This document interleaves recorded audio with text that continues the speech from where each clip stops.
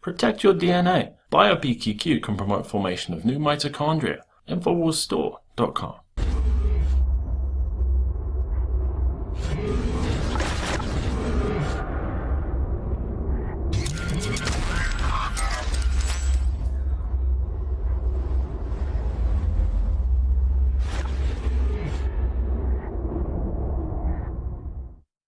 Welcome, ladies and gentlemen. This is the Infowars Nightly News. It's Tuesday, March 13, 2012.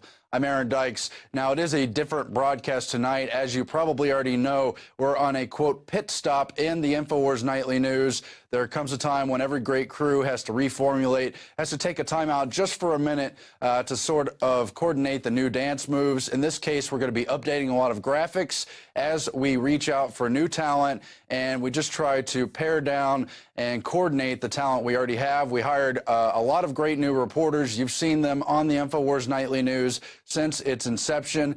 We've been working well with that team, but we're just going to update a few things and help to bring you a more consolidated Infowars Nightly News, so it's a better tool to share with friends, family, strangers, whatever. Now, with that said, we're going to bring you a lot of the oldies but goodies, just some of the best episodes we selected from the Infowars Nightly News. Tonight comes from October 11, 2011, and it's an episode dealing with finance, the Occupy Wall Street movement, the internet kill switch, and a lot more. Alex has two key interviews, one with Alessio Rastani, who famously said that Goldman Sachs rules the world, and certainly the facts and the corrupt influence are not far from that statement. Alex also talks with Max Keiser, who probably more or less reiterates that same point of view. Max Keiser, of course, was a former Wall Street insider and has been a critic of them for many, many years, saw all this coming, and along with Alex, outlined a lot of the ways that be looting, stealing, and more through this larger financial crisis. So those are important to watch. We've also got a special report from Darren McBreen,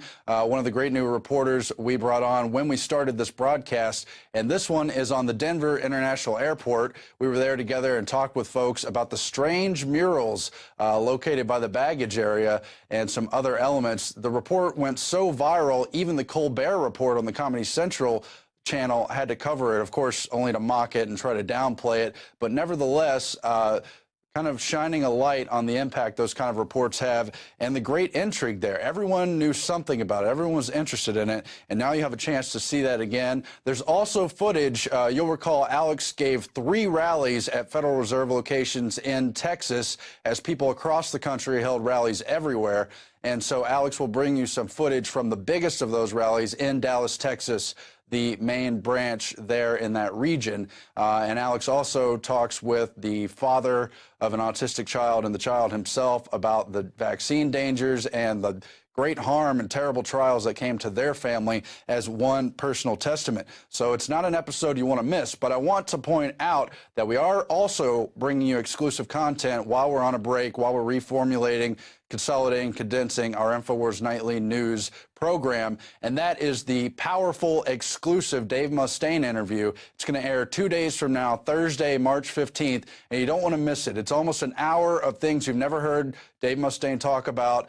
For years, he's been in contact with Alex, has showed his support, but they finally got the chance to sit down in person and do a kind of long, thought-out interview.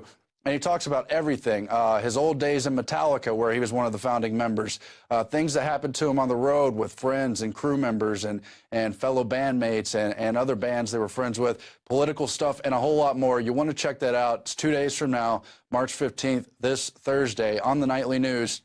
But meanwhile, enjoy this oldie but goodie. Thanks for watching, and we'll be back stronger than ever in just a few days from now.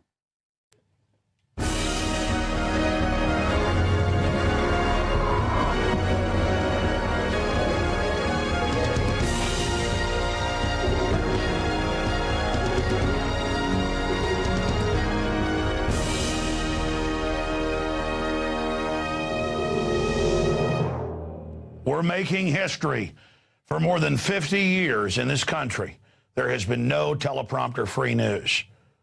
Why is that important? I got stacks of news articles here, research that I've done, my crew's done. I'm here. A man with the information, with the crew, with the reporters, bringing you our analysis, citizen analysis, totally slanted and proud of it. Slanted towards private property, individual freedom, a wild, wild west worldwide. In fact, we want to take 1776, not just worldwide, but galaxy-wide. That's what we're into. Freedom and more of it still. Well, this is no holds barred. We're going to be here for a long time tonight, but it's going to move fast.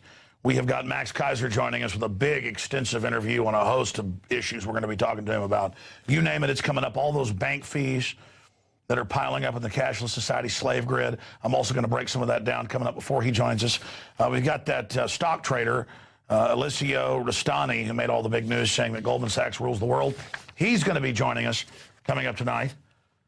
But first, let's get to the news and a bunch of special reports we have coming up tonight. We've got an autistic child and his father we talked to it in the Fed in Dallas. That's coming up. We've got a report on the bizarre, very dark, kind of snuff filmish murals that are all over the Denver airport. We've sent our reporters there. You keep asking us about it for years. We've been there. We tried to contact the artist to get answers. That's coming up. It's a jam-packed transmission. I mean, I got to say it. It was supposed to be a 30-minute show, and we've got stations and people already wanting to pick it up, but I'm sorry, it's just going to have to stay prisonplanet.tv for a while because we're bringing a lot to the game. We want to stay on the field. Kind of like that song where he's racing, he's plotting the course, he's racing, riding on his horse. He's going the distance. He's going for speed. It's the fact that we are into this, and I'm so proud of my little bitty crew, always bringing more to the table, just like I do. Never shutting up because we got passion. We're real. I'm not taking some federal talking point and repeating it and regurgitating it and manipulating the population. I'm here letting it all hang out. Weeknights, 7 o'clock. And it's your subscriptions to prisonplanet.tv where you see it first at 7 p.m. and everything else is at prisonplanet.tv that funds it virally then spilling like a virus busting open a cell and billions of more viruses of liberty spreading out into the system-wide system. It is you that's scaring the establishment. Make no mistake. We're just the tip of the spear. All right, let's go ahead and get into the news. You know, it came out today that VeriSign, this has been the internet kill switch plan all along. It's not going to be total internet kill. It's going to be selective. We've already seen the Justice Department, same folks that ship guns into Mexico, cocaine back in. Oh, yeah, they've been caught. Fast and Furious goes really deep. They have said that they want to be able to just kill sites individually, and the feds are already doing it. And so VeriSign says worldwide, if the UN or a private group or organization ask to be able to shut your website down, no judge, no jury, no nothing, it's shut down, it's gone, goodbye, bye-bye. That's the internet kill switch selectively whenever the gods of the New World Order want to do that. But the good news is we're going to expose them, and as they attempt to censor people, it only causes folks to look for the censored information that much more. You see, freedom has a posse. Liberty's infective. And it's only when you bullies get out of control that good people go ahead and stand up and stomp your ass. I'm sorry, just thought I'd add that. But this whole VeriSign situation and the internet kill switch and the cybersecurity takeover system, that's only one small piece of the larger system. So that's what I want to talk about with you tonight, right now, is just a snapshot, and we'll do further pieces on this in the future, of what the cashless society means to our culture and to our society. When everything is cashless, when everything is digital, it allows them to surveil what you're doing, track what you're doing, but also tax you, and also increase prices on things that they know people absolutely want and are demanding. You know, you've seen Bank of America and now a bunch of other banks announce that they're going to start charging you for checking accounts. Just 2 years ago, over 75% were free checking accounts. Now it's, 45% in 2011. Even though they're using your money, for every dollar you have in the bank, they can loan out 10 or more. The big bankers don't need that anymore because they've got the tens of trillions of your taxpayer bailout money that they're going to loan you at interest. They don't need your money in the bank anymore. That's why Bank of America, Wells Fargo, and others are laying off customer service people. Service sector. They only use the crony capitalist free market system to destroy our society. Now they're done with that. They're moving on to the post-industrial phase right now. And we put together some montage of articles here where they're trying to force people on to automatic transfers, automatic payments of their paycheck.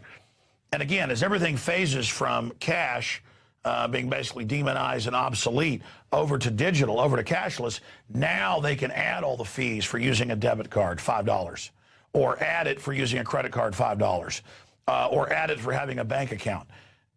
And this is a system where there's no underground market, there's no basic freedom, there's no anonymity or privacy. It's total and complete control over the whole society. And guess who is pushing the banker dream? Herman Cain. I learned, we'll pause it right there for now. I learned 16 years ago that the Federal Reserve had a plan and was promoting through Federal Reserve pitchmen and economists to have a sales tax and a VAT on top of an income tax. And then they had Herman Cain, former head of the Federal Reserve, one of their spokesmen, out of Kansas City, promoted for years. And they had Neil Bortz promoted, but always promised we'll get rid of the income tax too.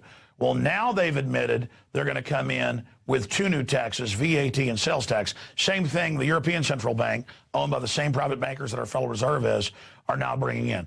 This is a pure austerity tax paid directly to the bankers. Remember, they started the income tax in 1913 only for the top 1%. They used that 99 versus the 1% propaganda again. But then by World War II, it was an automatic withholding, but it was only a temporary war tax. But it wasn't temporary.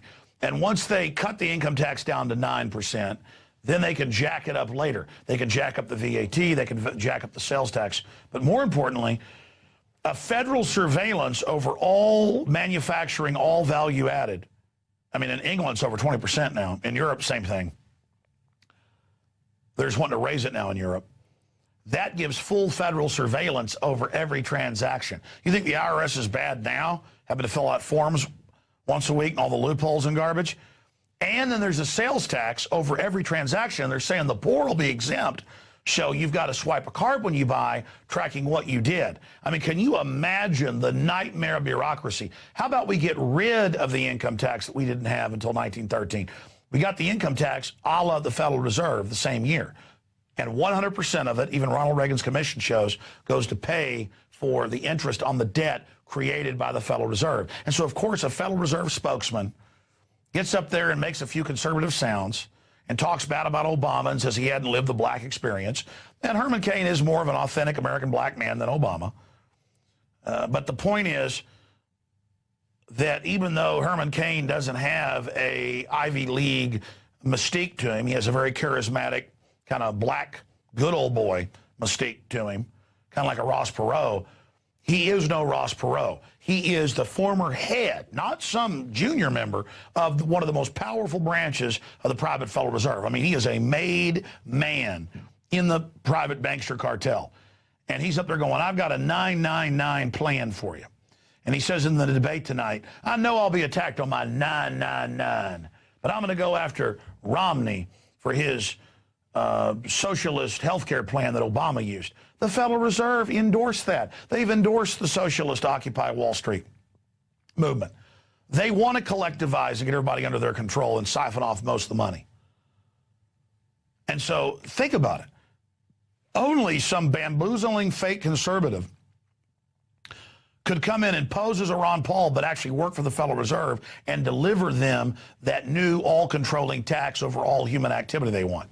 Two new federal taxes, VAT and a sales tax. We had some other articles up there about how devastating the VAT or a sales tax will be to this country. Look, we built this nation, I like what Ron Paul says.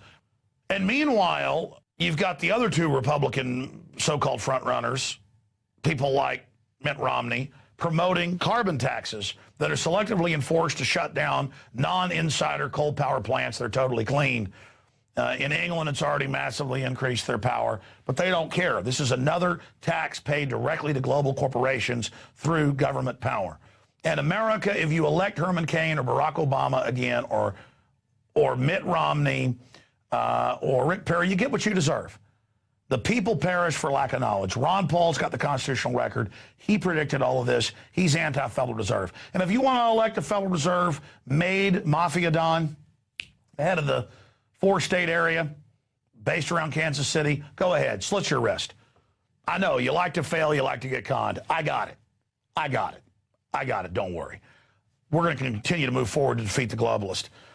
Now I want to get into Chris Harkonnen Christie, the obese Baron Harkonnen, floating around, and his fellow corporate Malthusian, guys that want to cut all the benefits but never cut the corporate welfare and the tens of trillions of banker bailout. Chris Christie has now endorsed Mitt Romney, who was praised by Al Gore for wanting carbon taxes and wrote the Obama plan. And again, conservatives, mainline ones, love it. I mean, they love being conned. They love being gang raped. They love cashless societies. They love fluoride in their water. Just like Obama idiots love being conned by Obama and thought they'd get free cars and free houses from him. You've got Baron Harkonnen Christie endorsing, I guess, Fade Romney, a little silly Dune analogy. If you're not aware of it, you haven't read the novels. The movie's pretty stupid, but so what? The point is, there you go. You love it. You got it. Again, they've sent out multiple shills to keep you away from Ron Paul. And, isn't Chris Christie great? He cut welfare. Not for the rich. I'm all for free market. Just I'm tired of rich people getting my tax money. That's where most of it goes. It doesn't go to the poor welfare mom. She's just a ticking time bomb for the bankers that if she doesn't get her welfare check, her family's going to burn down half the city. She works with the bankers and doesn't know it. I'd rather her be free and not be on the plantation. But, again, fat ass, that piece of trash, Christie, and that piece of trash, Romney, they got better plans for America. I know they want a gang raping and you want it, but just not me, okay? It's a republic. Just because you vote for tyranny doesn't mean I got to go along with it. Okay. Let's move on. Hank Williams got persecuted. Everybody's favorite hillbilly. He got persecuted for talking about Obama being a tyrant, the Republicans being evil. That's the real reason he got in trouble. He said he hates them all and pointed out that 89% of Americans hate Congress, both parties. But he's come out with a very rebellious anti-New World Order, don't tread on me, I'll keep my guns, that's the way it is, and that's what we need. I'm glad he didn't completely capitulate and bend over and apologize 100 times. He came out and said, go to hell, you can keep the change, I'll keep my liberty. So we salute Hank Williams, Jr. And moving on along here, as they would say, I want to get to the Occupy Wall Street people. We have now confirmed in multiple videos, and Matt Medina in San Antonio and Adam Kokesh in D.C., the Democrats have now taken it over. George Soros is now taking it over. No Ron Paul signs allowed. No filming of their public meetings out in the town square allowed. Even though they don't have the right to tell you no filming, they still come up and henpeck you until you shut up. They're men henpecking you, if you know what I mean. One guy looks like Pig-Nosed Freddy or something. And just all of this going on, just mindless idiots attacking capitalism, free market, when it's the global corporate board that wants to get rid of that.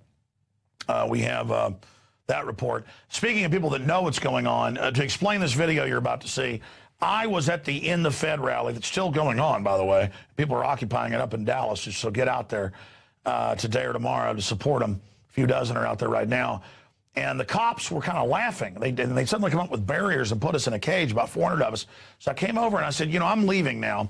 But I said, this Federal Reserve funded Hitler and they put fluoride in your water and cancer viruses and vaccines. And the cops were laughing. And I said, listen here. I'm not laughing. I said, cancer's tripled the last few decades, diabetes, all these things. I said, it's not funny. They were laughing. And I said, when your wife or kids die or you die prematurely from this, remember I warned you. And the one cop went over and talked to the head cop and was very upset later. I didn't catch it on tape going, I can't believe he said that to me. It was very extreme, and I thought he was threatening my kids. No, jackass. Excuse me. No, I was trying to warn you, like, don't play in traffic. I'm your friend, and nothing frustrates me more than you not getting it. But as I'm talking to him, and we've got some iPhone video of it that's not that good, it'll cut to that. As I'm talking to him, this guy goes, yeah, like my son. I'm going, it's gone from 1 in, 25,000 30 years ago to 1 in 58 has autism. I mean, you go to the movies now with your kids, it's like the whole 3 rows are kids that are just like autistic and been seriously hurt by this stuff. And he said, yeah, my son got damaged. And he told the story off record before he went to video. It was freaking me out. Not off record, but not on camera, about, yeah, the 2.5-year-old running around talking, giggling, happy they give him that round of shots. Suddenly, you know, convulsions, you know, not being able to talk. Whatever, it happens to all the kids. I'm tired of it, you murderers. And I just want to warn you, cops, you're under attack just like us, even if you think you're part of the system. And that's the final domino in this matrix to fall. You're under the same attack. And I'm sorry, reality's scary. I told you the government was shipping drugs in. I told you the government was shipping guns into Mexico years ago, 6 years ago. It's now mainstream news. I know what I'm talking about. I live in the real world. I'm here offering the red pill. Now, if you want to crawl up the hind end of the New World Order because you think it's warm and safe there, go ahead. All right, I should really make this a family show. We got a lot of folks watching. It's just the time is short, and I don't have time to screw around anymore. And hearing this little kid and his dad talk about what happened to him. See, Pol Pot lined up people and shot them if they were educated and intelligent. The globalists just try to damage us all. They soft kill us. Let's go to the clip. All right, we're here at In the Fed, October 7th, 2011, and we've been here about 3 hours. I was getting ready to go get on the bus. I was getting ready, in the Fed, I was getting ready to get on the bus and drive down to Houston, where we are tomorrow, and then San Antonio the next day. And I walked over to the police, some of which were smiling, but others which were laughing. And I said, listen, autism was 30 years ago 1 in 25,000. Now it's 1 in 58. Brain degenerative stuff is off the charts. Cancer's tripled. Diabetes has tripled in a decade. I've got all the government documents where they're killing us, and some of the cops were laughing. And I was warning them about their families, because they're not going to listen now. But as more and more people get sick in this soft kill system that the globalists have launched, people are going to wake up.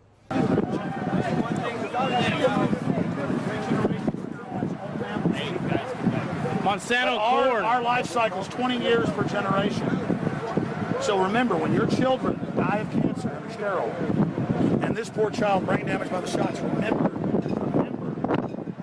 what you're facing. Remember this wasn't a joke. Remember what you're protecting. When you're lowering your kid into the grave, or when your wife's dying at 35 of cancer, I came here and I watched it. They did it. They did it all. You understand that? Hey, how you doing? God bless you, brother. Hey, God bless you.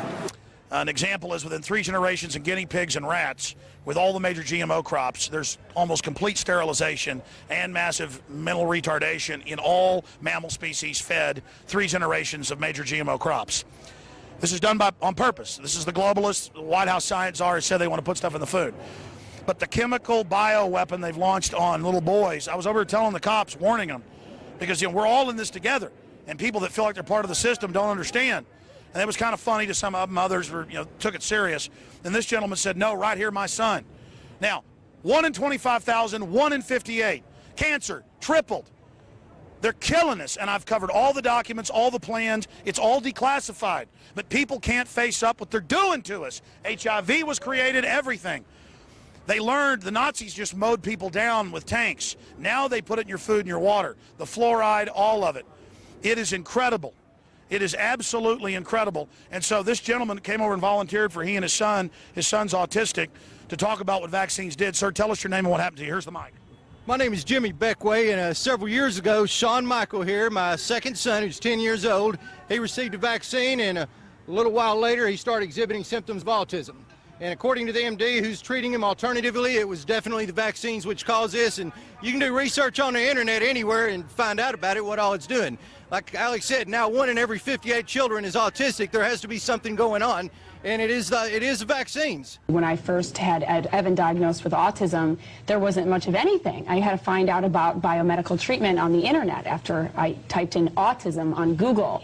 And out 3 years later, now there's 3 books and many thousands of children getting better because of biomedical treatment. Jim, you brought so much focus to this problem. And kind of that's why I'm here, is I want to bring as much focus as we can to this problem. I will never give either one of my 2 children a vaccine again as long as I live. Even if it means my death, I will not give them a vaccine. People are most definitely waking up to the fact, because respectable, mainstream, professional, intelligent people are now realizing for themselves that this is affecting their families. You know, if autism doesn't affect you now, then it certainly will in the future, because the numbers are going up so quickly. So people are coming to the realization in the saddest, most tragic possible way, and that is a personal experience of the problem. And it's just too big now to brush under the carpet. People ask why I'm not scared of you. How could I be? We are going to defeat you murderers, and we know what you're doing. And you are going to be defeated, and humanity's going to rise up, and there's going to be a Nuremberg, and you're all going to pay for what you've done. You think it's cute what you've done? We see you, and more of us see you every day. And vengeance and justice is coming for you Nazi murderers. You understand that? For all the killing you've done, you're going to pay for it, and we know who you are. Remember that. So damn good. All right, that's it. God bless you all. Son, come here. Thank you for the courage, sir. Watching that really gets me angry again. And you notice they ran a hoax last year saying Wakefield had been discredited and had Lancet pull his study. It turned out there were all these other studies that confirmed it, and then just said that it was a hoax. They've run hoaxes saying there's no mercury in the shots. I mean, it's just, or that it doesn't cause Guillain-Barré when it's on the insert. Just incredible information there. It is a nightmare, and we've got to face the true horror of it. Okay, let's go to this final little piece before we go to break and come back with our first interview with the gentleman that pointed out that Goldman Sachs rules the world on BBC and got so much attention. And then Max Keiser coming up. It's a jam-packed transmission.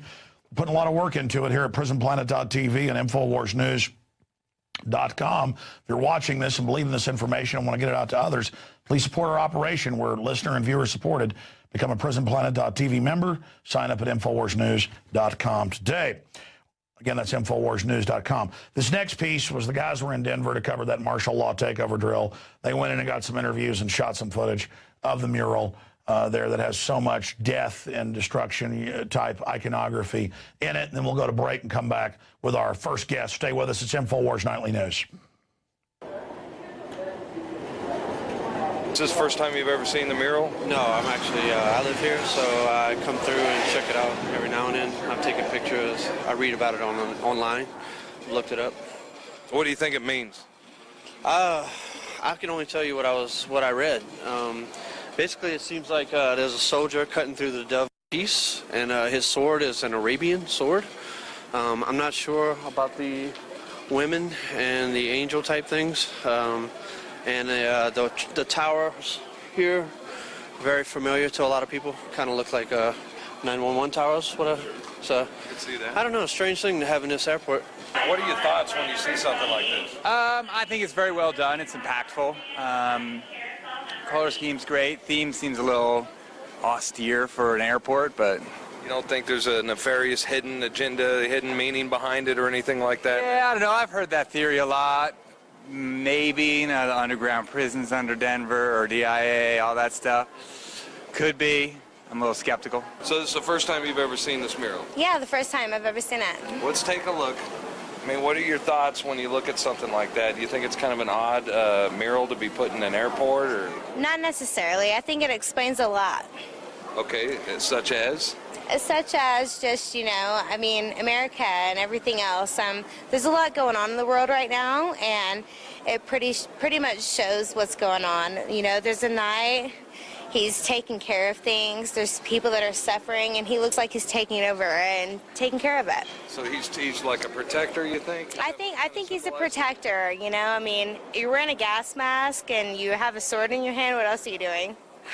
Is this the first time you've ever seen the mural? Yes, it is. I've seen it on the internet before. So, all right, so you've seen it on the internet, and I saw you turn the corner, you're like, oh my God, here it is. So, all right, so what are your thoughts on it? You know, I've heard some theories where there's like an underground facility in this airport. It's just like really dark and kind of scary looking. It is a little creepy looking, yeah. Machine gun wielding. And the crying innocence in the background. Yeah, it's kind of creepy. Fleeing? That's yeah. Real creepy. Oh, it's just, I mean, this is kind of sad, obviously. A kid who died in Auschwitz, 14 years old. Yeah. That, you know, basically their childhood was taken away from them through everything they went through, it looks like.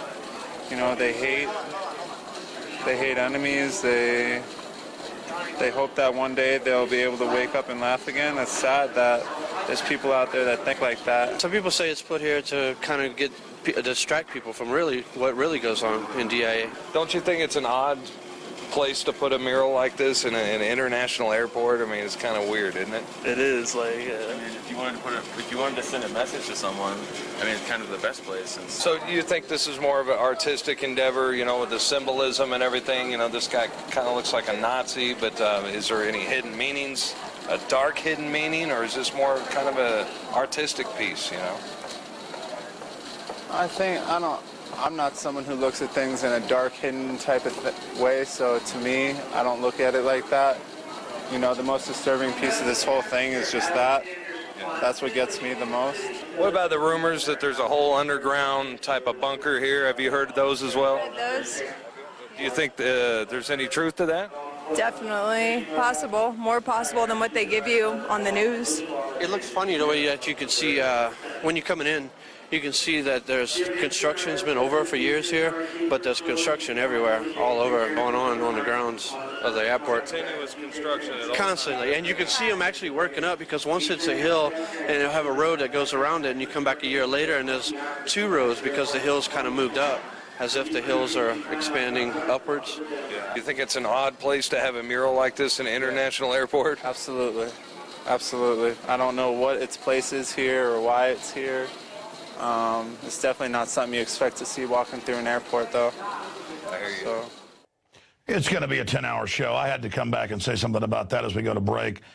I've been out to the Denver International Airport. I've talked to the experts. I've looked at it. They are building giant underground bases. And close to there, you've got some of the main bases in Colorado that are being set up by the Pentagon for Northcom.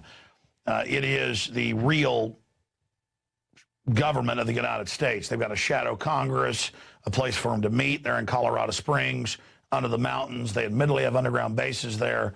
And I've talked to some of the workers that have been involved in it. It's all compartmentalized, but they've got giant underground connectors and systems there to bring Americans in on aircraft, to disappear underground into prisons and execution centers, but also to get the elites underground under biochemical, nuclear, radiological attack. Super creepy. And then you look at the mural, you know, a lot of it is Spanish Civil War, pre-World War II, clearly, and then that's basically from the communist perspective. And then it's got some other occultic New Age stuff and some Aztec shamanism involved in it. Very powerful art, and we're trying to we have contacted the artist to tell us exactly what it means, or correct me if I'm wrong. But I think the artist was chosen not because they're a bad person. I think overall this is anti-fascist information by the globalists that have made Colorado the real capital of the U.S. in their own admissions, the capital of the shadow government, to just add to the foreboding. Because to the psychopaths, this is beautiful. This is not ugly.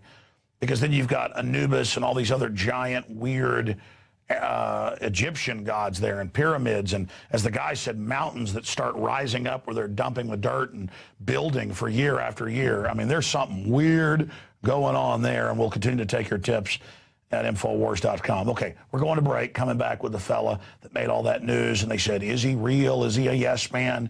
Is it fake? He said Goldman Sachs is evil. It's got to be fake. Everybody knows they make the sun shine. It's Infowars Nightly News. Stay with us.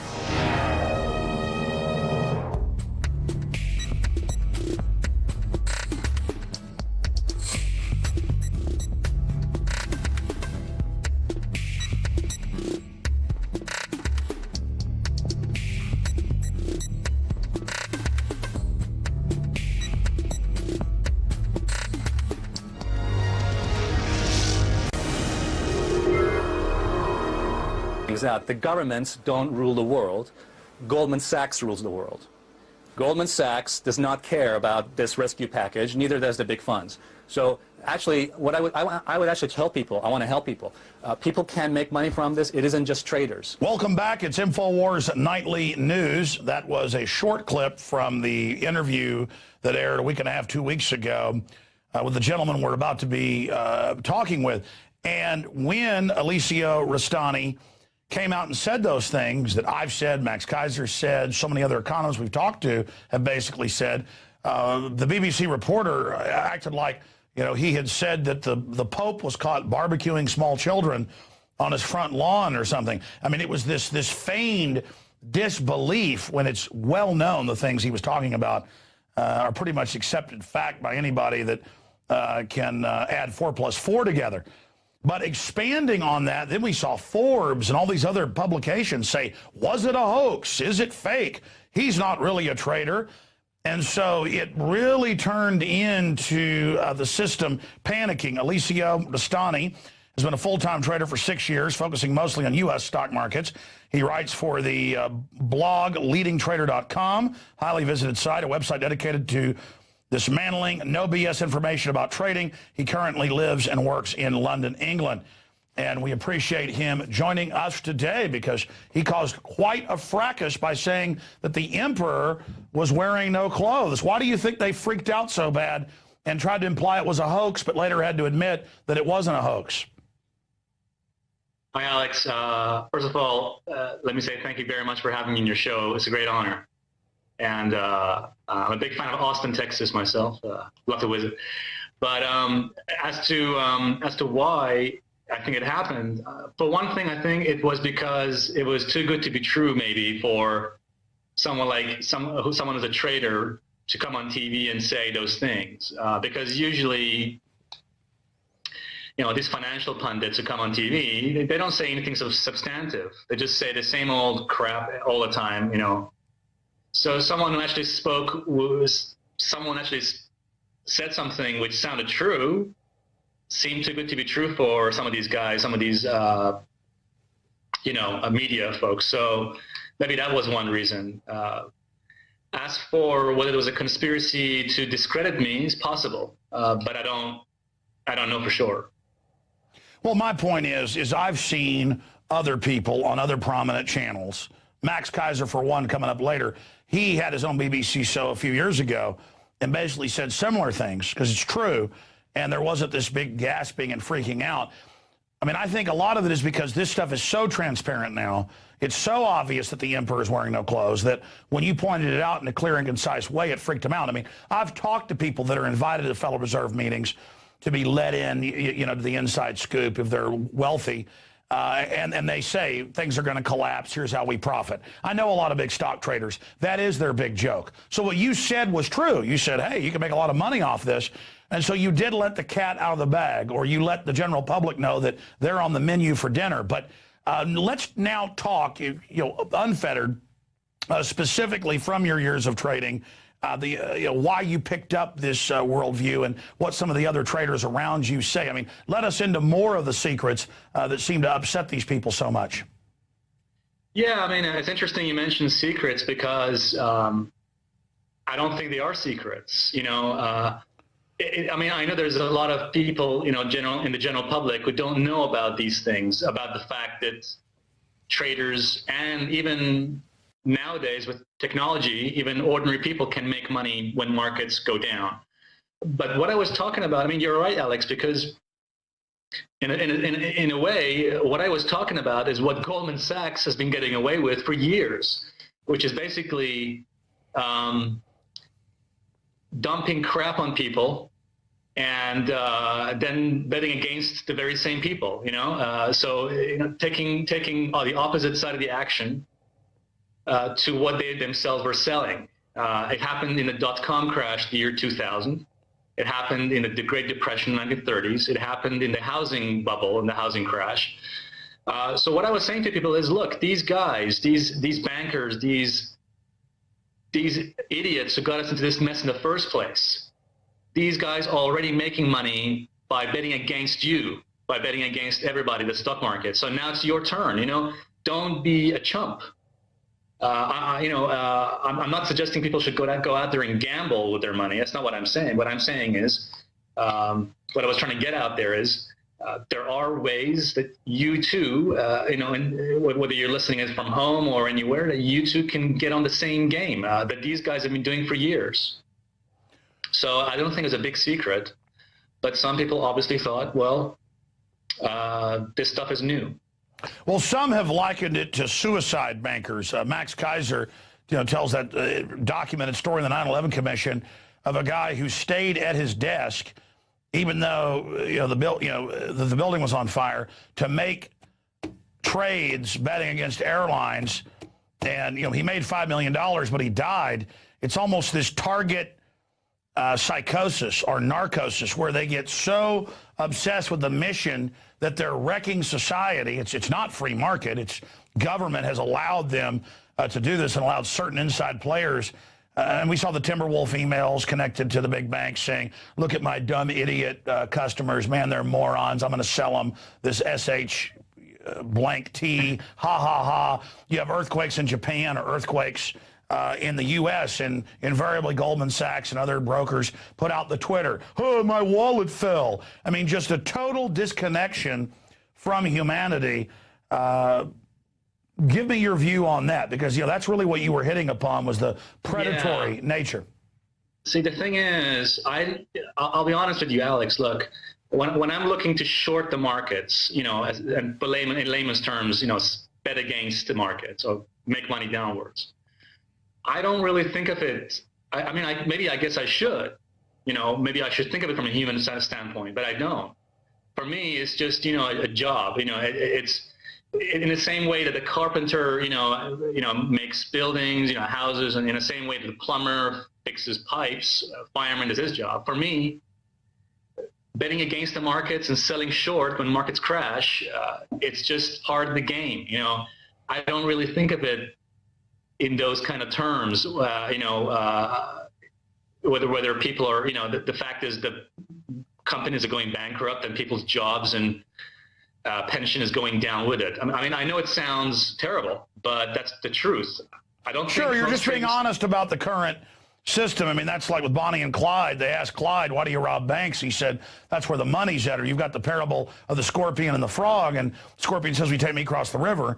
And the frog says, you're going to sting me and kill me. He said, no, I promise, I'll be friendly. Take me across and I'll be nice. So the frog says, nice frog, says, get on my back. And when they get over the other side, the scorpion stings him, and the frog's in pain, dying. He says, why'd you kill me? He said, I'm a scorpion.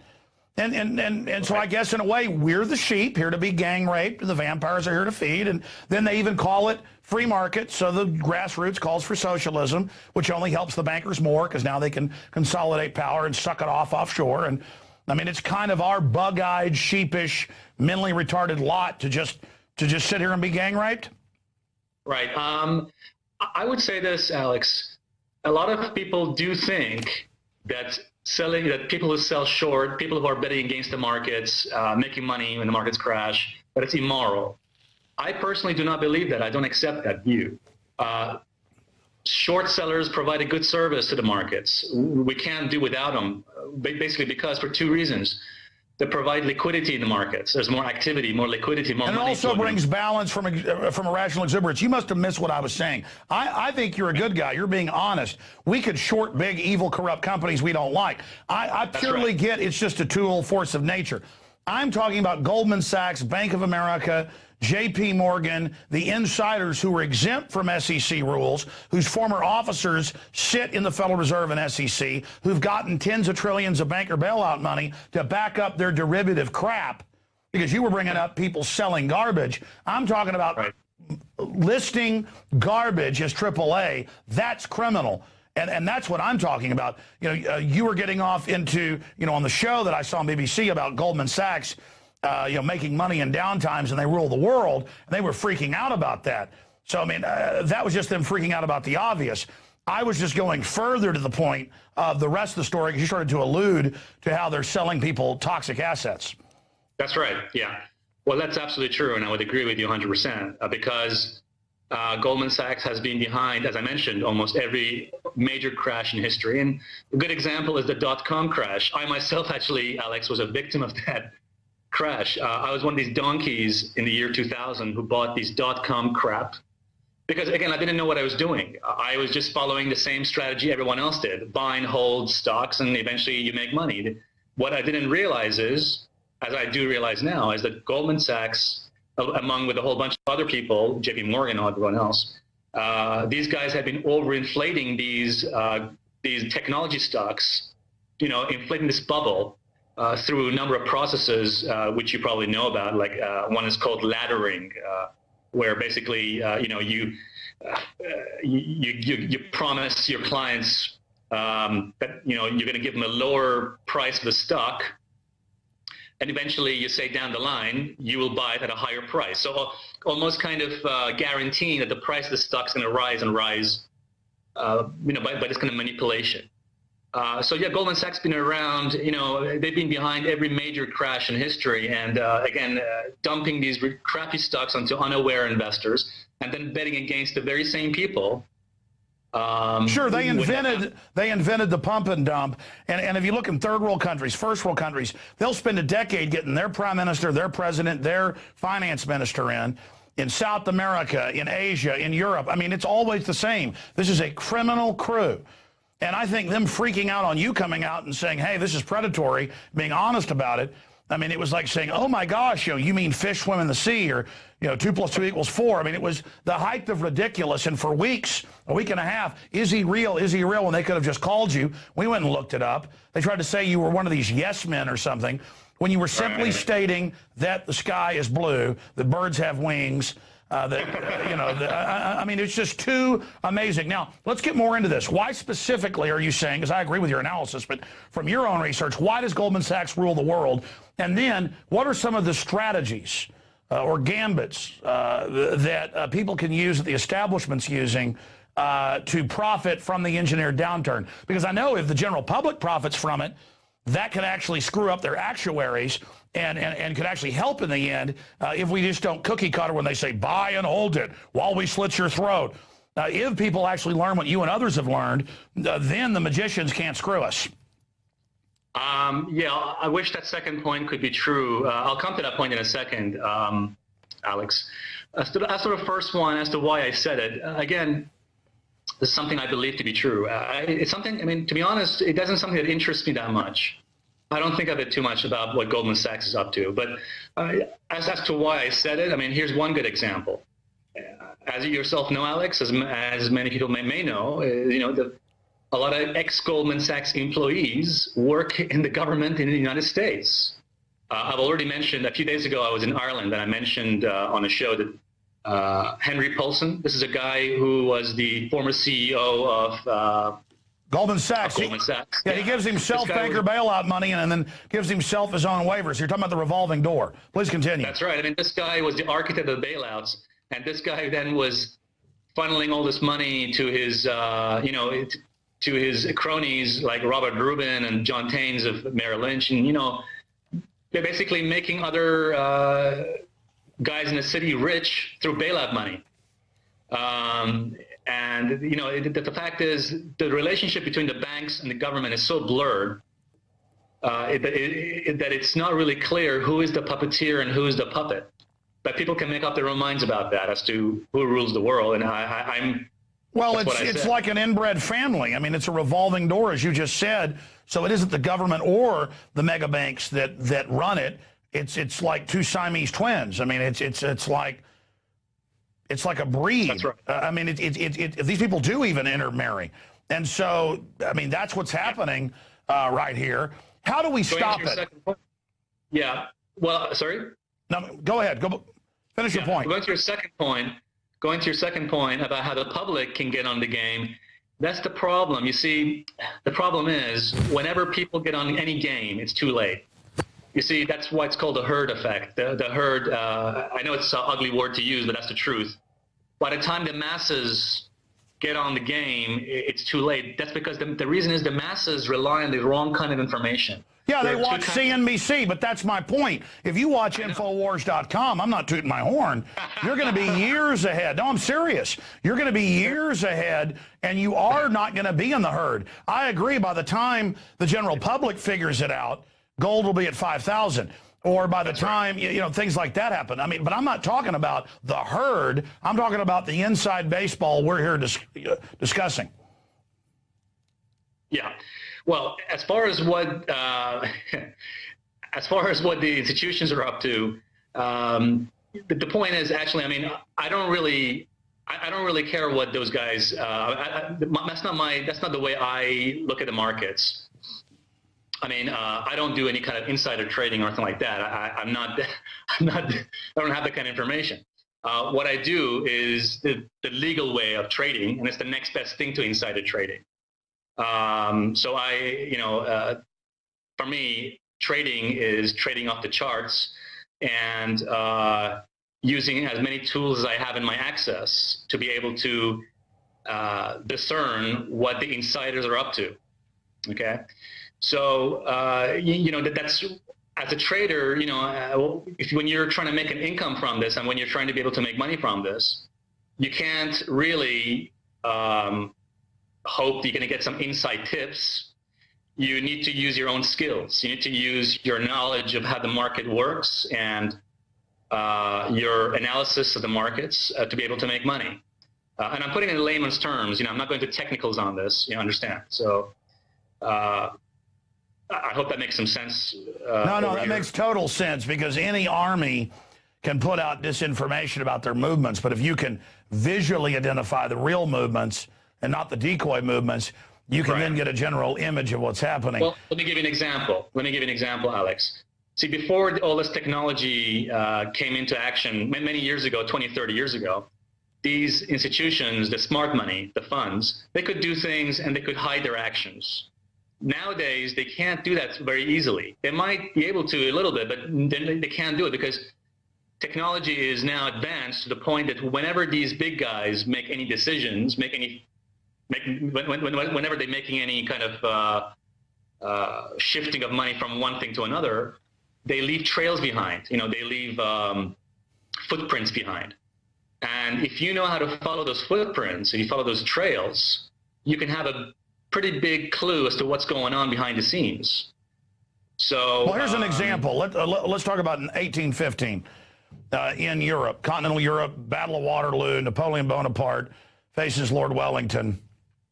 He's defeated in that pincer attack, that Prussian-British pincer attack.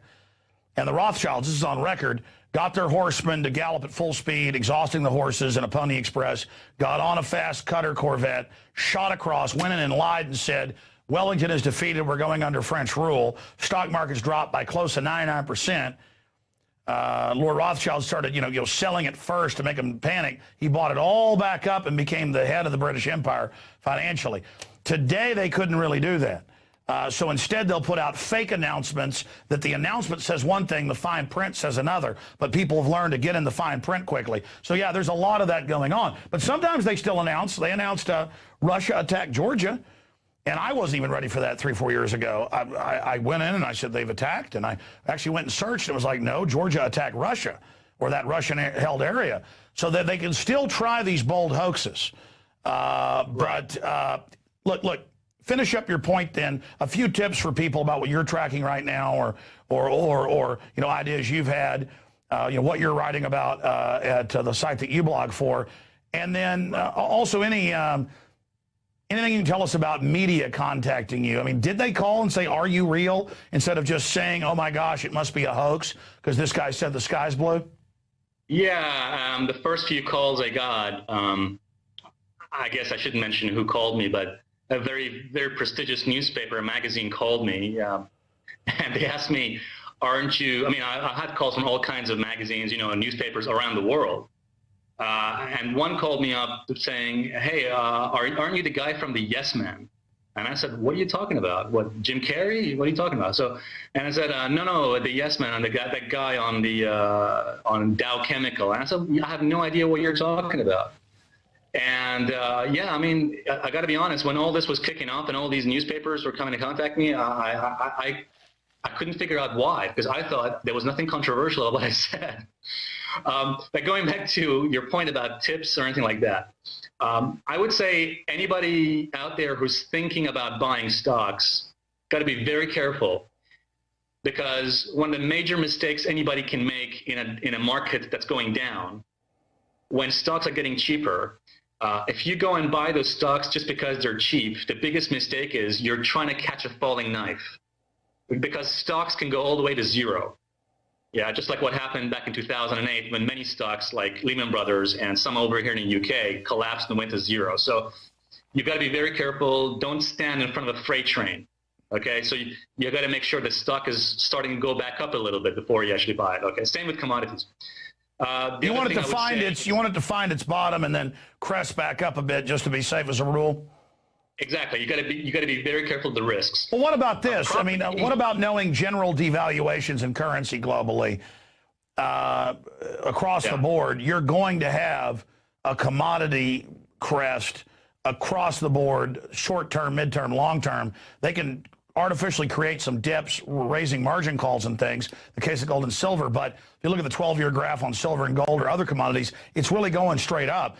So what about a general investment in midterm and long-term type commodities? Obviously, trying to play things short-term would take a lot of time and energy and expertise. But what about just a general midterm, long-term commodities bet that they're going to go up?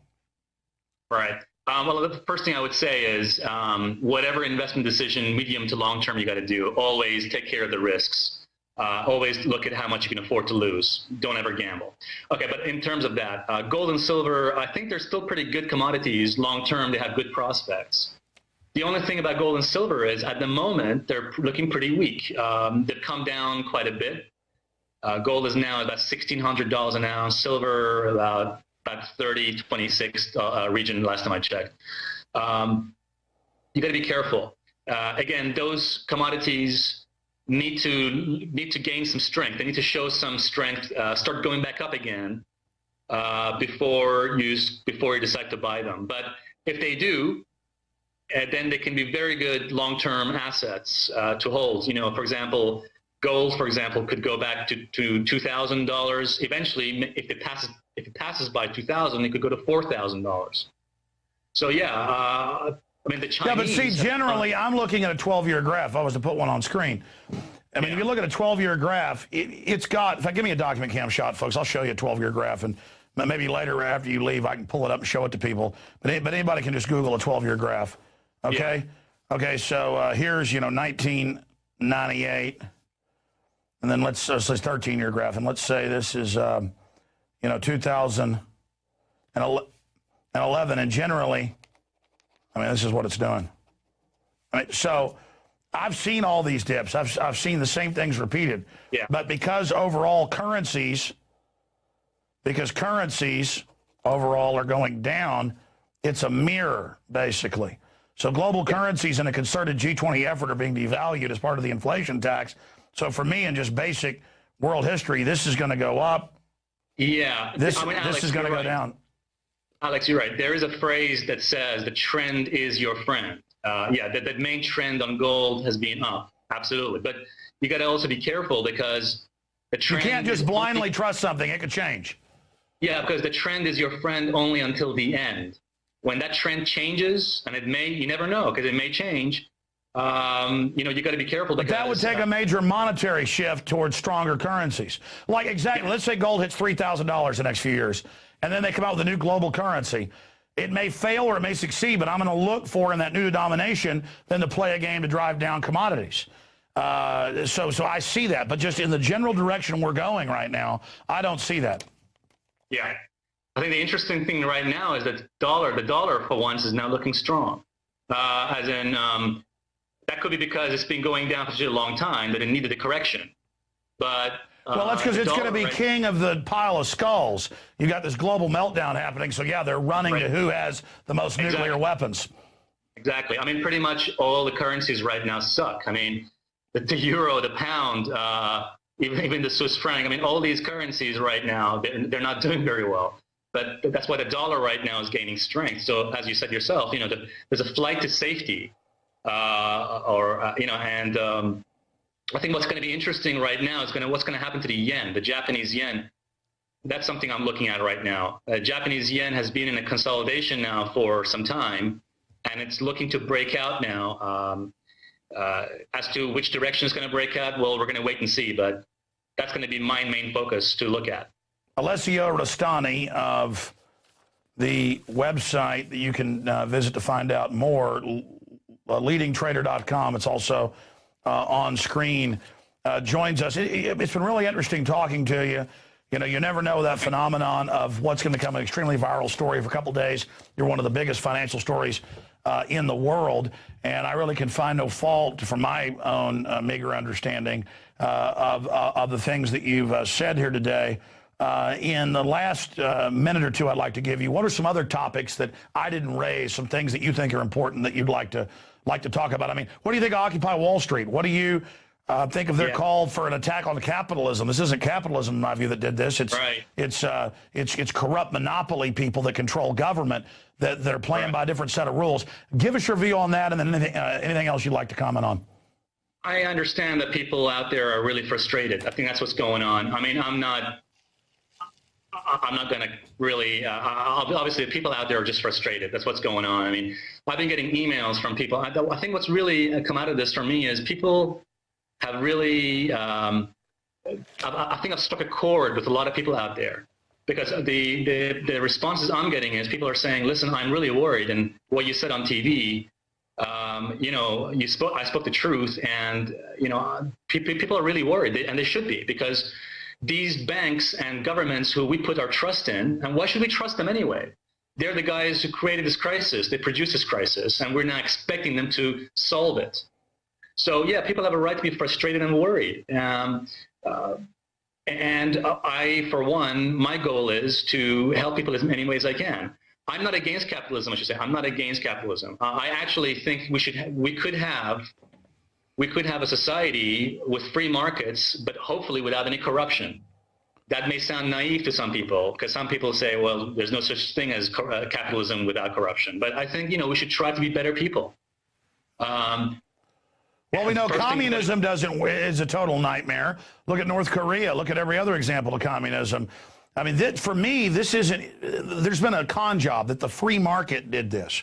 No, this is 6 big global mega banks that buy off governments, put their people in place. You said earlier, revolving door takeover. And then they're blaming free market capitalism because they want more government control over their competition. I mean, it's a no-brainer what they're doing. They're praising Occupy Wall Street. They want to raise taxes on the middle class and pay it to themselves in banker bailout money. Yeah, absolutely. I mean, at the end of the day, my message is very clear. I mean, which was people out there, I mean, I'm talking about the small guy out there. They should realize that putting their trusts in so-called governments and banks to rescue them is highly misguided. People should take control of their lives. First thing that people should do is get some kind of education on how to take control of their own investments. Any kind of education is better than nothing. There's many books out there, you know, I'm going to put some stuff on my website.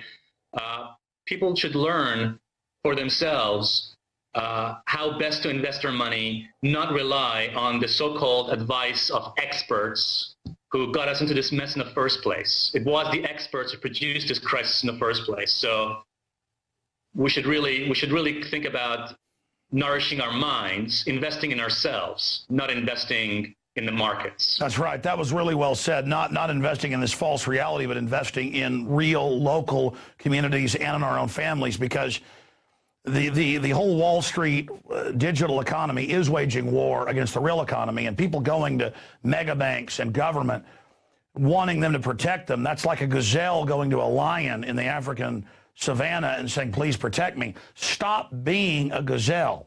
Start being the strong, powerful creatures you are. We are prey animals with a group of psychopaths and sociopaths mixed in with a lot of other control freaks who are attacking us. And we've been trained to be passive, to be dumbed down, to be into mindless issues. So we're little, basically, D-legged gazelles. And the lions can just come over and eat us at their leisure because we're designed culturally to be gazelles with no eyes, no ears, no legs. And you know, the lions weigh about 5,000 pounds and can barely move. They're so degenerate. And I'm just an old Texas redneck who can see what's going on saying, I want freedom. And I'm telling, I mean, I'm a gazelle, but I can run here, you know. And I think that's what comes down to it today. What are you writing about tomorrow there at your news blog? Yeah, basically what I want to do, I'm gonna publish a few books. I'm sorry, not public books. I'm gonna put out there a few books people can read about how they can educate themselves more about the markets. That's one thing I'm gonna do. Then I'm gonna also write a post about some strategies people can use, some very simple strategies people can use to be able to profit from a downturn in the markets. Again, this is not gambling. One thing I would never recommend to people is gamble. Yeah. Just generally buying stocks is random gambling. It's like picking colors on a craps table. I want to thank you for joining us, Alessio Rastani. The website is leadingtrader.com. We'll talk to you again soon. Thank you for joining us. Thank you, Alex. I appreciate it. Good show. Thank you, sir. Amazing. All right, ladies and gentlemen, we are going to break here, and then we're going to come back with the one, the only Max Keiser, an extended interview. This is Infowars Nightly News. Stay with us.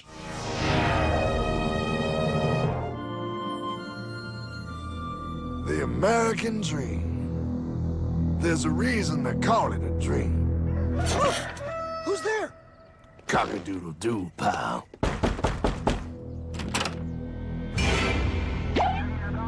No, no, no, no, no! I don't have any more money! My job sucks right now, please! I'll have more money next month! You can't take my house! Is that your signature? It is a private bank owned by private stockholders. A private bank? Do not let the name Federal fool you. If I got this money from the bank, and the bank got it from the Federal Reserve dump trucks, where does the Federal Reserve get their money?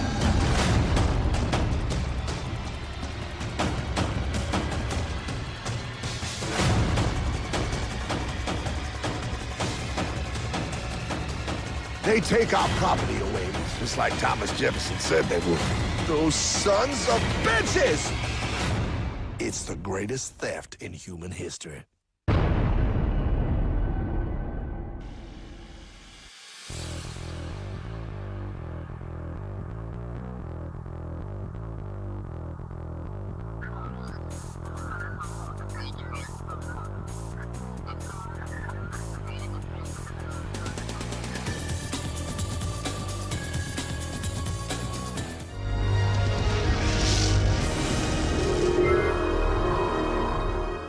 And we are back. It's Infowars Nightly News on this October 11th, 2011 edition. And I wanted to end this transmission off with the one, the only Max Keiser. Now, we've talked about a lot of issues with Max in the past, the gulag economy, the fact that banks were going to start charging you to keep money, and in this cashless society that they would basically force people onto a digital plantation where you're actually charged for the right to engage in commerce, kind of a global private tax to the bankers. It's all happening. The Euro dictatorship trying to swallow what's left of their sovereignty. It's self-run by private banks, admitting it's undemocratic. John Major coming out, who was the architect of the major treaty getting England into the Euro, saying it's a terrible thing. We're going to talk about Occupy Wall Street, all these new bank fees. It is all coming up. Democrats throwing Obama under the bus. And Max is also doing big things over in Europe with the first of its kind economic conference. It's all coming up in this in-depth interview with Max Keiser. Max, great to have you here with us. Always a pleasure to be with you, Alex Jones. A few weeks ago, a trader came out, a stock trader, on BBC, and it made huge news. And he was an independent trader, and he said that Goldman Sachs rules the world, and that there's a global occupation of bankers. It basically sounded like a replay of Max Keiser or Alex Jones, and everybody freaked out, and dozens of publications, Washington Post, I mean, you name it, BBC, you had to come out and say, yes, this is really a real person, this was a real interview. I mean, now stating the obvious, they have to ask, is the guy a real trader? Why did that get everybody so freaked out? But then when you talk about it on big international television or even on BBC with your own show, it doesn't get as much attention. Well, the big interesting part of the Rastani interview that you're referring to, what made it really interesting and newsworthy was the reaction of the BBC presenters who have been cuckolded by the banking industry and lied to for years and years that they are doing the right thing and the good thing. And so they were like a spouse who suddenly finds out that their wife or husband is cheating on them. These BBC presenters were told in public that the banks are actually trying to screw them and that they're all crooked. And so they had this reaction, this overreaction, this melodramatic reaction on TV. Oh, ridiculous. Who could say that? Oh, who ever heard of that? He says fish swim in the sea. Ooh. So that's what made it a classic TV moment. And I think that's just part of the overall global insurrection against banking occupation, as I call it. It's peeking its way into the mainstream media. It's poking through the wall, and it's seeping into the matrix. Yep, the shafts of light of what's really going on are now beaming into the very controlled media situation. So this is a part of that, and it's growing. I'm just reading a tweet right now from Lucy Kavanaugh, who's with Russia Today, and she is saying that there's a crowd outside of Jamie Dimon's house on the Upper East Side of New York City chanting USA, USA. So as you know, Alex, we've been talking about the fact that the real people behind the banking terrorist network are principally Lloyd Blankfein and Jamie Dimon. We've been telling people that they need to focus their attention on these two characters. Now, Jamie Dimon is suddenly being called out for the financial terrorist that he is. The facade has been torn away, and people now understand that if you really are for USA, USA, that you would want this terrorist at Guantanamo Bay or waterboarded or something like that, because he is destroying your economy more than anyone else in the world today. So finally, people understand who the villain is in this story. And this is growing, and your show has, of course, been a big part of that. And I think your call to go after the Fed is also very important, because Jamie Dimon is on the board of directors of the New York Fed, as well as being the CEO of JP Morgan. And the Fed is really the sub-level, which is the level that needs to be attacked. And I know you were down in Texas, and I saw the video down there in Texas, and it makes perfect sense. And I hope people like Naomi Klein, who is now resurfacing again. She was a big name during the anti-globalization movement of the late 90s. And she's kind of taking ownership of the Occupy Wall Street demonstrations and protests. I hope that she understands and begins to talk about the Federal Reserve Bank and what they do and their role in this occupation in our own country by these foreign-owned terrorists, the bankers. Well, Max, let me raise that to you specifically, because 2 or 3 weeks ago, I reached out to Occupy Wall Street. I sent reporters all over the country. They really were grassroots. Now in San Antonio, in Dallas, in New York, in D.C., the people that have gotten control of it are Democratic Party operatives in many cases. And they say no Ron Paul signs, no protest the Fed is federal. And then they say to us, how dare you not go after Bank of America, Goldman Sachs, Citigroup, Wells Fargo. And I'm like, those are the big mega banks that own the shares of the Federal Reserve. The Federal Reserve is how they get their government power. It's how they get their trillions in bailouts. So I'm saying take out their power, take out their fortress, then we can get the little buggers inside. And just like the mainline Tea Party got co-opted by Republicans, now they don't want to go after the Fed. When it all started with Ron Paul 4 years ago, now they want to be led by Herman Cain, the former head of the Fed in Kansas City. And it's the same thing with the Democrats now, and the Fed coming out and endorsing Occupy Wall Street in a hope of blaming mainline, Main Street, and the tens of thousands of legitimate companies on Wall Street. Instead, now it's this class warfare thing, exactly what mainline Democrats want. And it makes me very, very sad, because I wanted to embrace Occupy Wall Street. And I know it's a diverse group, but the people that the mainstream media gives attention are people like Michael Moore, saying, let's get rid of capitalism. That's the problem. No, the problem is monopoly capitalists that you talk so much about, these monopoly men. So what's your message to them? Am I right in what I'm saying, or am I wrong? Should I embrace Karl Marx right now on air? Well, as you can imagine, I'm in pretty close contact with the organizers of Occupy Wall Street, principally David DeGraw, who's one of the 2 or 3 top people who brought the whole thing to life. And he and I have been talking about this lack of a specific demands for the groups. And my issue, the risk that I put forward, is that as the movement gets bigger and bigger and bigger without a specific goal, it's ripe to be co-opted. And I saw evidence of this just a few days ago when Unilever, which owns Ben & Jerry's ice cream, came out in favor of Occupy Wall Street. So that's a very bad development when a foreign corporation, in this case a Dutch company, Unilever, and they have their fake organically driven Ben & Jerry's ice cream front, come out and start to co-opt this movement for corporate sales purposes. You know you're on a slippery slope down to irrelevance.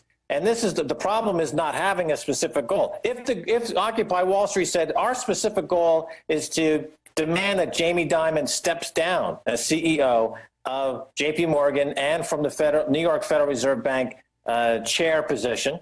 Or demand a return of Glass-Steagall, or that the trillions of stolen bailout be clawed back, or... Right, but I mean, those demands require a bit more process and time, whereas a regime change, like Hosni Mubarak in Egypt, I mean, once he got the message, he had to step down. So Jamie Dimon... Yeah, so we put out a simpler demand to show the power of the movement that makes sense. Hey, step down Jamie Dimon, and by the way, we want criminal investigations.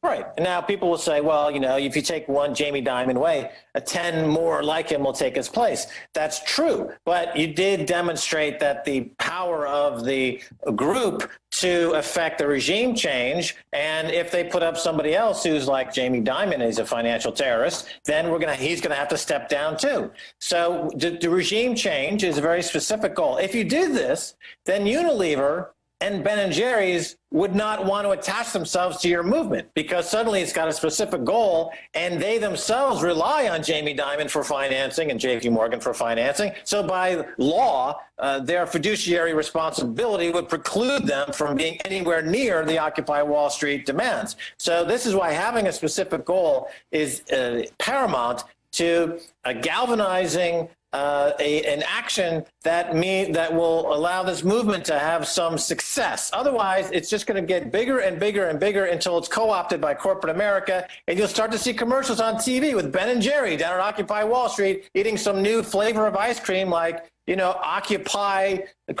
cream pie or something like that. Yeah, and it'll become just another part of that American fudge that just kind of permeates everything that we do, where everything's great, don't worry, Disney is here to rescue you, and it just goes down the drain.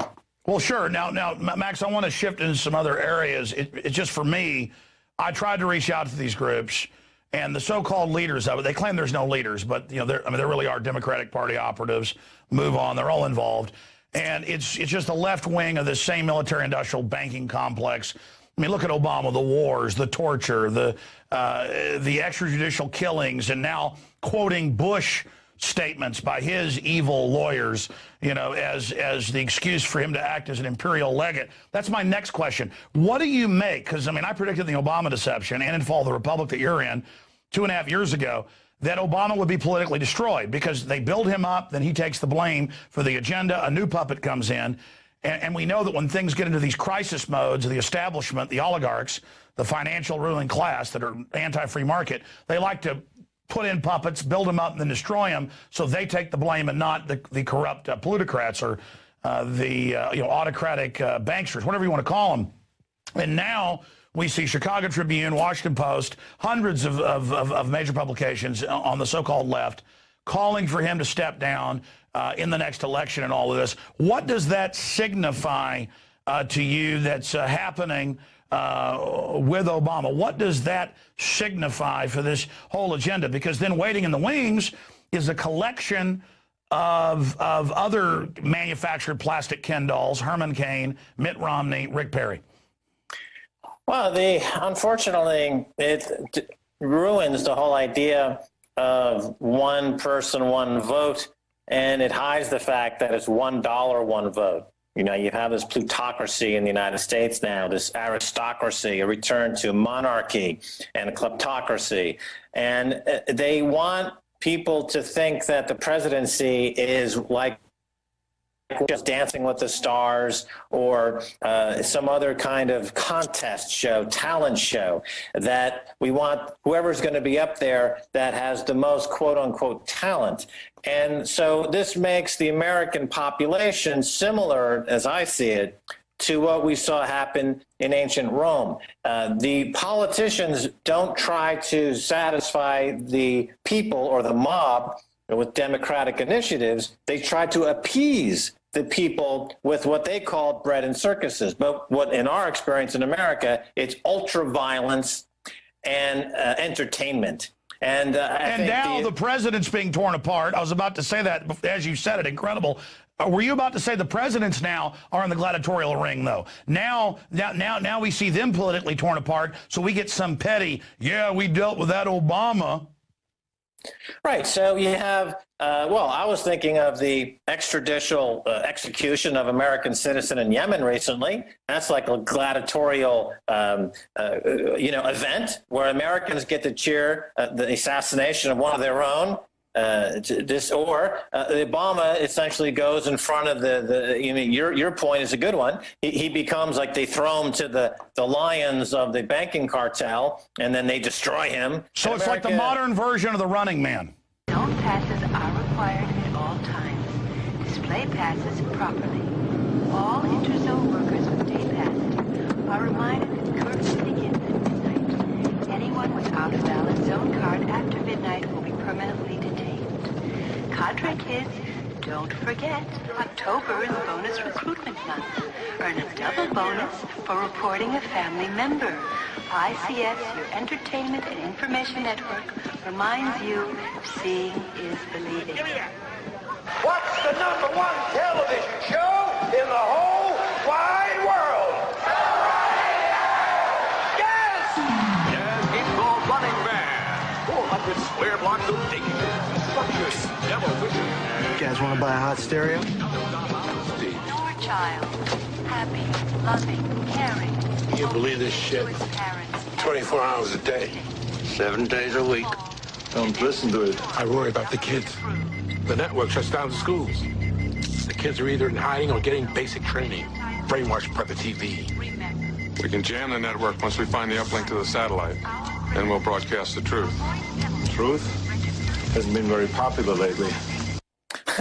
Yeah, I mean, but historically, it's against the backdrop of a collapsing empire, as we saw in Rome, and the American empire is collapsing, and so they resort to this appeasement of the mob with bread and circuses, or violence and amusement. So the violence is getting more gladiatorial and harsh, and the amusement, the pornography and the gambling, and is getting more in your face. So they want. Okay, I got to stop you there. You were the first person 5-6 years ago, even before I got you on the air, talking about a gulag economy and that you'd be paid to play video games and all these new fake currencies they'd have. And separately in my research, I knew that once they got us into a cashless society, it wouldn't be about convenience. Just like Google isn't about you learning something. It's about the system knowing what you're into, where you're going, what you're doing. You're allowed to have that service for free because they're building an algorithm on you. Well, it's the same thing with Facebook spying on you, all of this.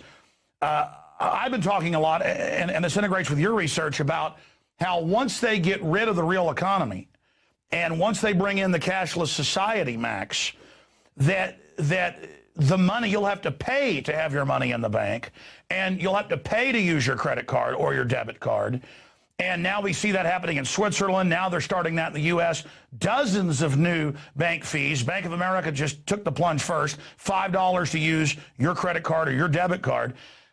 But then you're forced in this modern system into the cashless system. A lot of businesses make you take as payment automatic transfers. And so we now see what a cage this is, this cashless society where they can devalue it and you can't get out from under it. I mean, there's so many ramifications, and we're really seeing as they lay off. Bank of America alone is over 50,000 now, just the last 30,000 a few weeks ago, 20,000 before that this year. Others are doing it. They're just getting rid of retail banking because they've got the tens of trillions of bailout money. Why should they even have customers anymore? Because they just run the government and steal all our money. Max Keiser. Well, yeah, it's indentured servitude. It's a new cyber equivalent of it. People will find themselves increasingly more into virtual debt, where they're on websites and gaming websites where they're going to swap the last few dollars that they have for virtual currency, but the interest rate will be real. And in order to pay back the virtual interest rate, they'll have to continue to play the game or click on the ads or participate in some kind of online activity which has only one political view possible. They could create a game where you plug into the game and it's all about killing Iranians, but you have to play because you need to pay back your virtual debt. Well, by the way, at the other end of the game are real Iranians and they're really getting killed, but we won't, bother you with the details. I saw you something interesting also, Alex, which is that on the casino gulag model, you Google this for the specifics, but a town in America just recently announced that they were getting rid of all their paid firemen and they're going to replace them with prisoners as part of a prisoner release program, and they're going to pay them prison wages. And these will be the new firemen in that town. So this is another trend which we'll see more and more of. All the people that are getting fired, teachers, policemen, the government workers that are being vilified and destroyed, they'll be replaced because you need garbage men, you need teachers, you need policemen, but they'll be replaced from the prison population making China-like wages, and they'll be plugged So this is the new slavery. You called me 6 months ago, and I came on one of your myriad of international TV shows, and I didn't even know this till you called me. You said, I want you on about 10+% of Texans having arrest warrants out. And I didn't want to act stupid, so I went, okay, Max, sure. So I went and Googled it, and there was the mainstream news, and our media was proud of it. And the police were proud of it. We have the greatest prison population in the world. 10%, since I checked, it's like 12% now. But pretty soon, that'll be your fireman, that'll be your trash pickup. That's already going on in Texas because you'll end up having 30% of people who are basically in the prisons and the rest of us minding them. And so when you call up to get a pizza delivered, it'll be a guy with an ankle bracelet paying off his debt in a government car or some corporate car. I mean, this is a hellish thing that they are building here. Well, look at that in Texas and also in Georgia now, a close by state, with the execution of Troy Davis, turning that into a public spectacle to appease the mob, to give them violence and amusement, to appease them, in other words. So the political process is not about voting for stuff that people want. It's about politicians trying to stop the mob from rising up and killing them. Well, yeah, it's Schwarzenegger with a broom, a prop, Perry with a giant hatchet. I'm going to cut, when he more than doubled the Texas government in 10 years. I mean, it is all about BS. I mean, you could literally use the bathroom in a box, put it in a pretty bow, and the average yuppie would open it up, and you'd say, here's some chocolate. They'd open it up, it would stink, but they would say, but the package says it's candy. They'd get a fork and start eating it. I mean, people have got to wake up. I'm seeing two things happen, Max. Either people are getting more into a trance or they're getting more and more awake, and these two are really starting to clash. And I see the system trying to bring in more and more tyranny on the backs of this. I'm sure you've seen the article. It's at prisonplanet.com. Also, British papers are reporting it.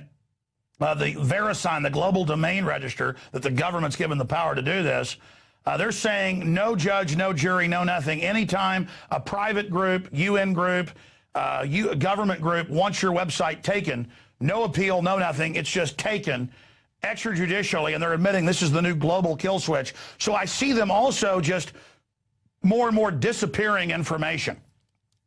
Yeah, well, it's just managing that volume of traffic because people are on sites and they're clicking around social networking sites like Twitter and LinkedIn and Facebook, which now have market valuations of $50, $100, $200 billion, and they're owned in large part by Goldman Sachs and JP Morgan. JP Morgan has a big position in Twitter. And so they need to steer that volume of traffic in ways that are consistent with their agenda, which is to impoverish as many people as possible. JP Morgan, of course, is the bank behind the swipe card that is America's food stamp program, what they call it, the EBT, I think it's called, electronic benefit transfer. That is a JP Morgan product. So they got you at the poor end of the scale. And if you have your wealth managed with them, as we know with the Bank of New York scandal, stealing money out of every single transaction, they control $25 trillion in assets. They took 0.3% of every transaction now going back decades. They're hooked in with Morgan and the whole Wall Street crowd. just siphoning money off, high-frequency trading, just siphoning money every single day. And that's why they're forcing all of us into a government-mandated cashless society, because now they're not just going to siphon little bits here, and they're going to rape us 7 ways to Sunday, and they think they're going to get away with it as long as they shovel UFC and football and public executions at us. Every movement, every transaction, every interaction, you know, and I think another prediction I made on your show a while ago, which I'm still think will come true, is that the copyright industry is so pernicious and their ability to read emails now is so pervasive that pretty soon at the end of the month, you'll get a bill from Microsoft or whomever that'll say, you used this copyrighted word 10 times in your emails last month, you owe us 50 cents. Oh, yeah, no, actually, they've had companies suing now over message boards and things where people even post a paragraph or a headline. So, and Facebook is trying to trademark the word face. Twitter is trademarking the word tweet. And now as you use these words, there's a record of it electronically, and you'll be charged for the use of that word. But since you're already broke, and you don't have any money to pay for your right to use those words, guess what? They'll loan you the money. Well, that was my next point. They now, as you know, have the Department of Education outside of jurisdiction without police force. There is no law. You can go to jail for the debt. SWAT teaming and kicking down doors illegally in California, trying to intimidate people saying, pay your student loans. You've got Bank of America caught taking houses they never even had a deed to that were paid for. I mean, we've just got to wake up and realize what a group of lawless criminals these are. Now, I want to plug some of the interesting things you've got coming up, Clickonomics, Ireland's first economics festival, and other things. But I want to close with this big economic development that's come out. John Major, as you know, the former Prime Minister of England, who actually helped ram through the Maastricht Treaty that brought England without a vote into the euro, and you have that unelected bureaucracy in over 70% of British laws and European laws. Now the private interests are saying, give us tens of trillions or we'll just implode the economy. They're not even saying it's to help the poor anymore. They just dispense with that, the super euro, super state forming. They're bemoaning on Bloomberg and CNBC that Germany's too democratic and the Germans don't want to fit the bill for it. The Major comes out and shifts and says, I was wrong. I've got his quotes here. This thing's corrupt. It's taken our sovereignty. It's destroyed the city of London. It's all moving to Europe. And we've got to basically get out of the EU. What do you make of this? I mean, these guys, big insiders don't even like what they've set in motion. I'm seeing a lot of panicking and a lot of infighting in the ruling class you don't normally see. Max, what do you make of this? Well, it's deflation. The banking balance sheets are disintegrating, and the UK is dealing with it with austerity. And this austerity, after 2 years, is causing rioting. London riots, where thousands are out in the streets. The living standards are collapsing, so they're panicking. Same thing all across continental Europe.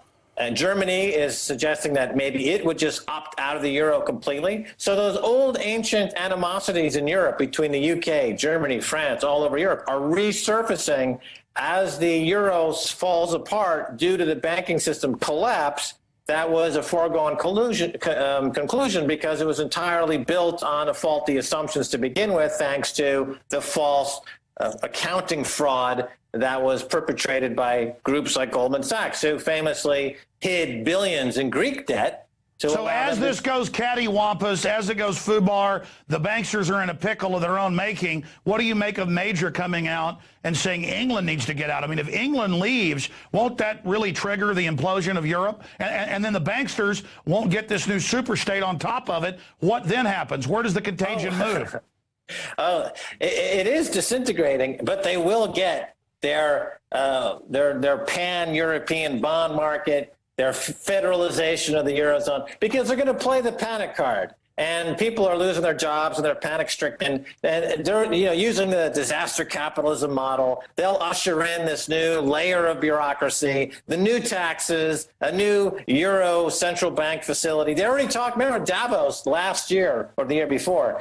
It was big news because they openly suggested that what the world needs is a fresh $100 trillion credit line. And that's ultimately what the U.S. and Europe are going to put together. A brand new $100 trillion. And the Republicans have Herman Cain saying we'll have a new sales tax paid directly to the Federal Reserve, and conservatives are like, yeah, gang rape me. I mean, these people are pathetic. He's a former Kansas City central banker. But why are mainline conservatives so into getting gang raped? I mean, why do they love getting conned? Just like the central bankers that robbed everybody are demanding trillions in new taxes in Europe through VAT and sales tax. I mean, how can conservatives go, yeah, let's pay our fair share to Wall Street? I mean, they worship it so much, the corporate fascist.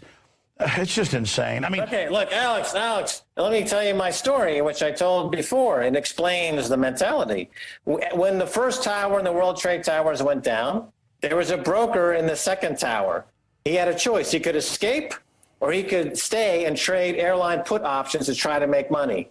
Because he's a suicide banker, he stayed, he died, but he left $5 million in unclaimed money in that Alex Brown Deutsche Bank account. It's right there in the 9/11 official government report. I call him Broker Zero. He's a suicide broker, and it's the same mentality amongst the entire banking class. They're suicidal jihadi bankers who kill themselves and everyone around them because they want to make a profit, which to them is their Allah, their God, their belief in the market fundamentalism, as it's called. And that's what they do. They do it because they're actually suicidal. They're actually... Yeah, that's profound. That's profound. So they can totally take over. They're going to wreck everything, including their own futures.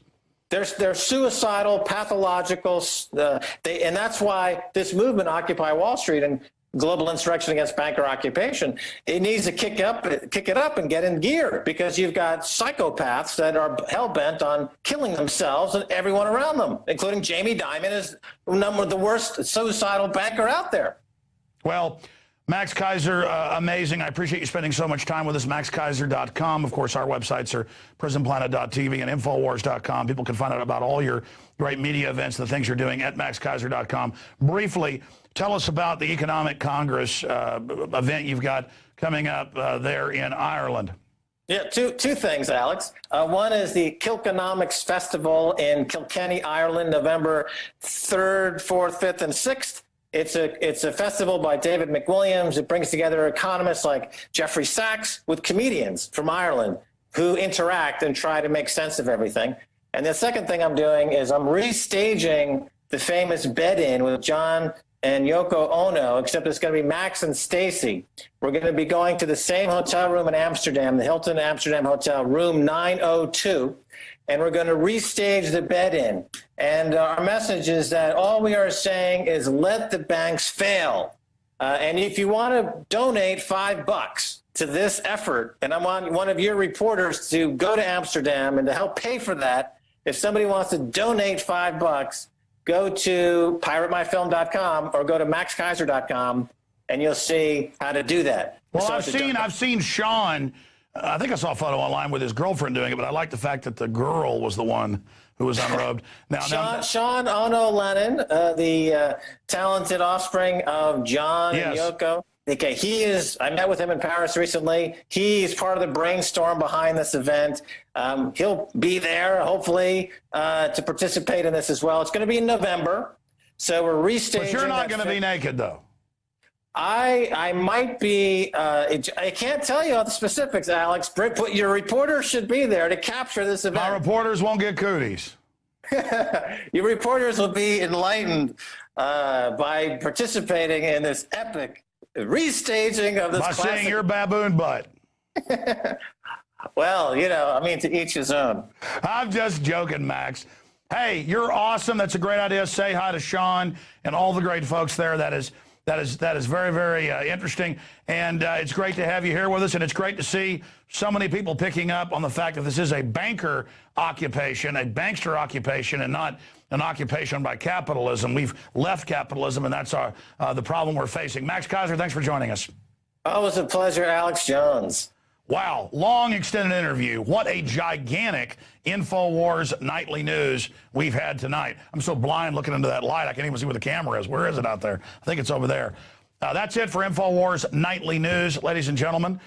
And Lord willing, we'll be back tomorrow night, 7 o'clock Central, with another extended information warfare packed transmission. If you're not a PrisonPlanet.tv member, you're not catching these when they first air at 7 p.m. or all my films and 8.5 years of material, become a subscriber at PrisonPlanet.tv today and not only get instant and more access to this info, but also support the exploding alternative media. We're not like MSNBC that takes banker bailout money secretly, your tax money, to fund ourselves. We are funded by you, subscribers to this show at PrisonPlanet.tv. I'm Alex Jones signing off from the front lines of the info war.